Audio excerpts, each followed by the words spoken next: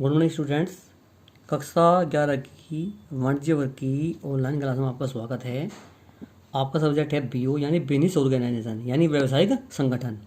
आज आपका टॉपिक है साझेदारी संलेख क्या है और इसमें किन किन बातों को शामिल किया जाता है। साझेदारी संलेख क्या है, पहले आप ये समझ लें ध्यान से। साझेदारी उन लोगों का एक चीज संगठन है जो एक समान उद्देश्य की पूर्ति के लिए कार्य करते हैं।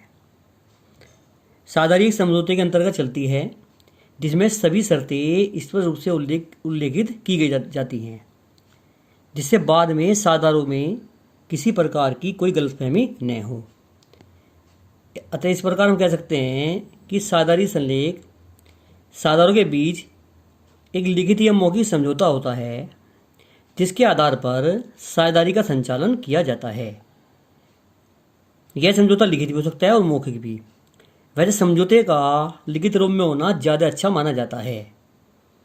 लिखित समझौता जो साझेदारों के बीच में होता है उससे बाद में विवाद की स्थिति में कोई भी साझेदार उससे इनकार नहीं कर सकता और उसे साझेदारी संलेख को मानना पड़ता है।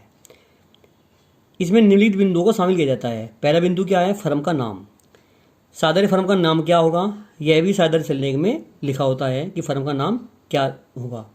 दूसरा, व्यवसाय की प्रकृति। फर्म का व्यवसाय किस प्रकार का होगा और वह किस स्थान पर होगा, उस स्थान का भी उल्लेख साझेदारी संलेख में किया जाता है। नंबर 3, व्यवसाय की अवधि।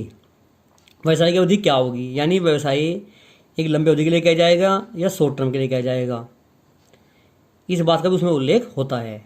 नेक्स्ट, प्रत्येक साझेदार के द्वारा किया गया निवेश, यानी प्रत्येक साझेदार ने फर्म में कितनी पूंजी लगाई हुई है यह उसमें स्पष्ट रूप से उल्लेख किया जाता है।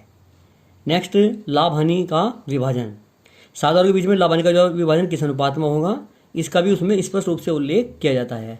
वैसे सामान्यतः साझेदार जो फर्म में पूंजी लगाते हैं उसी के अनुसार उनके मध्य में लाभ हानि का विभाजन होता है। अगला है साझेदारों के कर्तव्य एवं दायित्व। साझेदारी संलेख में साझेदारों के क्या क्या कर्तव्य होंगे और क्या क्या उनके दायित्व होंगे इस बात का भी स्पष्ट रूप से उल्लेख किया जाता है। नेक्स्ट है साझेदारों का वेतन तथा आहरण। यदि साझेदार को वेतन दिया जाएगा तो उस वेतन का उल्लेख भी इस साझेदारी संलेख में किया जाता है और उनके आहरण की लिमिट क्या होगी।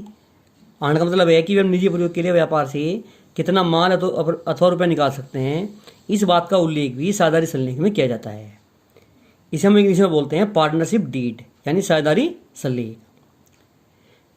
नेक्स्ट है साझेदारों के प्रवेश, अवकाश ग्रहण एवं हटाने की से संबंधित शर्तें। साझेदारों का प्रवेश किस प्रकार होगा, क्या प्रक्रिया होगी, अगर कोई साझेदार अवकाश ग्रहण करना चाहता है उसकी क्या प्रक्रिया होगी, और अगर किसी साझेदार को फर्म से हटाना है तो उसकी हटाने से संबंधित क्या क्या शर्तें होंगी। नेक्स्ट है पूंजी एवं आहरण पर ब्याज। साझेदार जो फर्म में पूंजी लाएंगे उस पर क्या ब्याज दिया जाएगा और जो साझेदार फर्म से आहरण करेंगे क्या उस पर ब्याज लिया जाएगा, इस बात का भी स्पष्ट रूप से साझेदारी संलेख में उल्लेख होता है। फर्म के समापन की प्रक्रिया।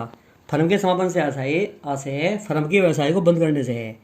अगर फर्म का समापन करना है तो उसकी प्रक्रिया क्या होगी, इस बात का भी स्पष्ट रूप से उल्लेख साझेदारी संलेख में किया जाता है।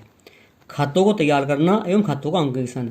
खातों को किस प्रकार तैयार किया जाएगा और उनके अंकेक्षण की व्यवस्था किस प्रकार की जाएगी। अंकेक्षण का मतलब खातों को चेक कराना। विवादों के समाधान की पद्धति। अगर साझेदारों के बीच में किसी कारणवश कोई विवाद होता है तो उसके समाधान के लिए किस पद्धति का प्रयोग किया जाएगा, यानी उसके लिए क्या तरीका बनाया जाएगा कि साझेदारों के मध्य जो विवाद है उसका समाधान हो जाए। इन सब बातों का उल्लेख साझेदारी संलेख में होता है। इस प्रकार आपका ये टॉपिक कंप्लीट हुआ। इस तरह के जो प्रश्न हैं आपके ये लघु में आएंगे यानी 5 नंबर में। आप इसे अपनी फेर कॉपी में उतार लेंगे और साथ में आप इसे एक बार ध्यानपूर्वक भी पढ़ लेंगे। धन्यवाद।